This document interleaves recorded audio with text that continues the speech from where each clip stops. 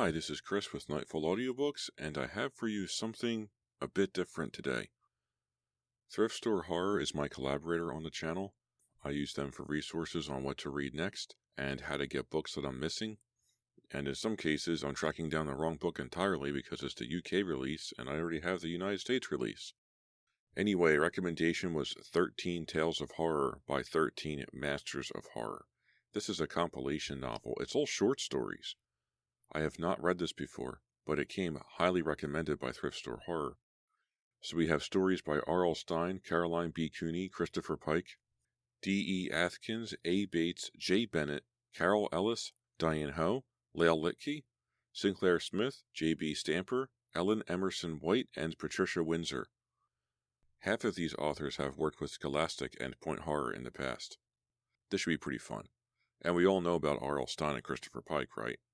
Believe it or not, I haven't really read any Diane Ho, or Sinclair Smith, or Caroline B. Cooney, but I do have a Cooney novel in the works, so stay tuned for that. I will be reading one story from this compilation and then publishing that as its own episode. I'm going to use this book like glue. If there's any holes or gaps or weirdness going on in my schedule, I'll be using one of these stories to fill that void. Just something fun to do. So let's begin. If you would like to get in touch with me, you can write me an email, nightfallaudiobooks@gmail.com. I am also on YouTube at Nightfall Audiobooks. Feel free to like, comment, and subscribe. Hit the join button to show your support. I also have a Patreon page, patreon.com/nightfallaudiobooks. So tell your friends, tell your mom, tell whoever you think would like to listen to me narrate them a story. Thank you very much for listening, and let's begin. Welcome to a Nightfall Audiobooks production of The Guiccioli Miniature by J. Bennett from 13 Tales of Horror.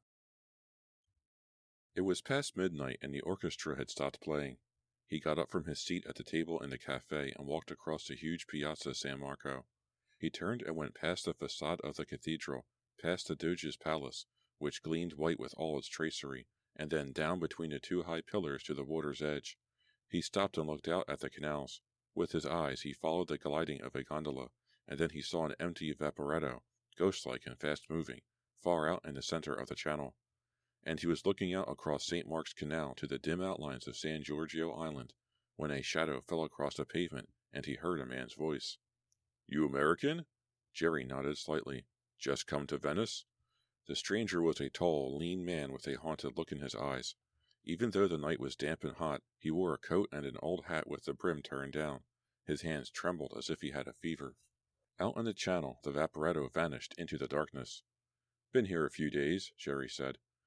The sleeves of the man's long coat were frayed, and his lean face had a stubble of a beard on it. He's down and out in Venice, Jerry thought, and so he wasn't surprised when he heard the man say, "Maybe you can help a fellow American." Jerry waited. Then he saw the man put his long hand into his coat pocket and draw out a small object that glistened in the half-darkness. "Give me 10 for it, and it's yours, kid." "What is it?" "A miniature. I painted it myself. It's worth a good 100, 200, more. But give me $10, and you'll have something to take home to your girl." He put the miniature into Jerry's hand, and it was cold, almost icy to the touch. $10. You're about 18, right? You have a girl, right? Bring her something from Venice." Then he asked, "How long are you going to be here, kid?" "Till tomorrow afternoon." "Then you're going home?" "Yes." "Home," the man said, and was silent. And all the time they were talking, the icy miniature lay between Jerry's closed fingers. Suddenly, the man spoke again.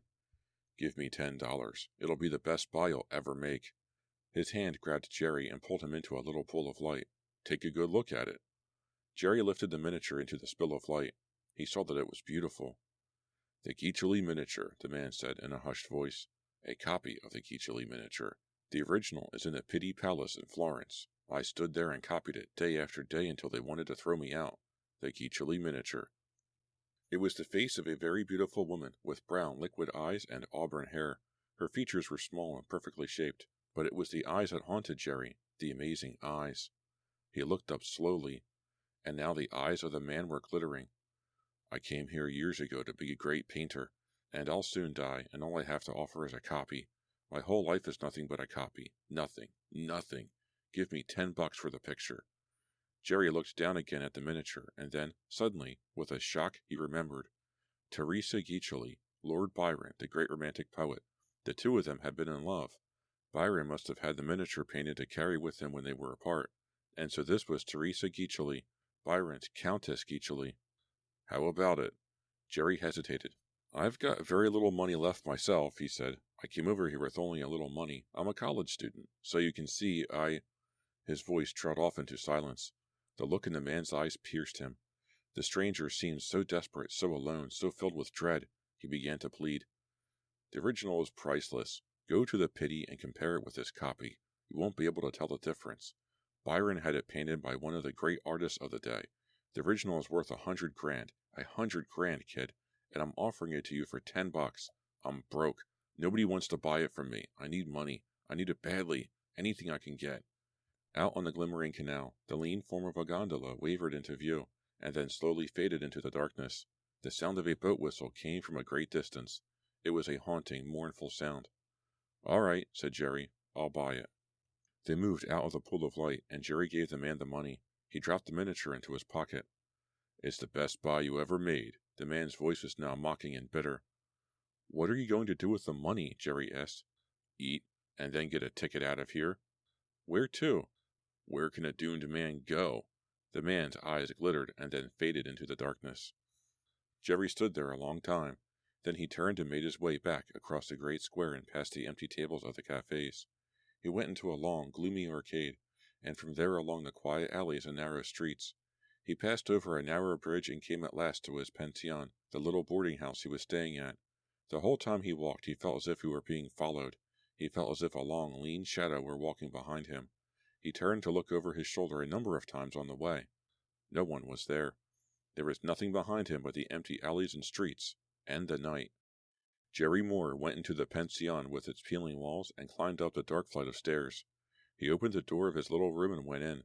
He turned on the light and looked again at the miniature. He thought of Byron and the lovely poetry he had written. She walks in beauty, like the night. He could still remember that from English class. He looked at the terrifying beauty of the woman in the miniature. Subtly, the strange, glittering eyes of the man came into his consciousness. He heard the despairing words again, even though he tried not to. Where can a doomed man go? Suddenly, the miniature grew even icier to his touch. The beautiful face of the woman began to seem almost repellent to him. His hands became clammy. Jerry got up and went to the old streaked mirror that hung on the wall. It was his own face that looked back at him, but it had changed somehow.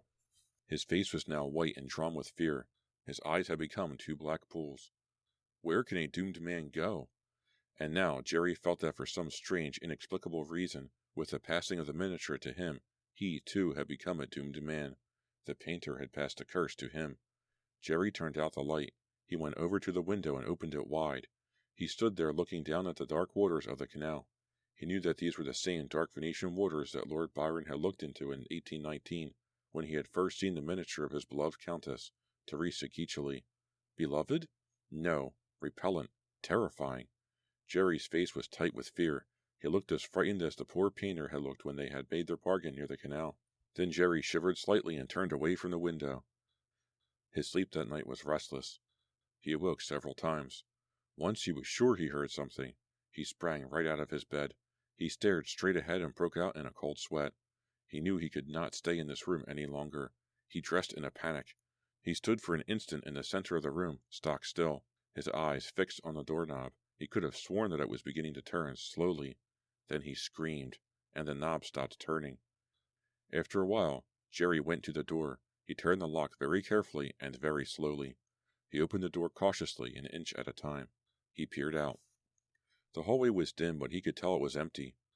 There was no one outside. Jerry closed the door. He went to the window of his room and stood there, looking down at the canal as he had earlier in the evening. It was then that he made his decision. He went to the bureau and picked up the miniature. He looked at it for the last time. Then he went over to the open window and threw the tiny painting down into the black water.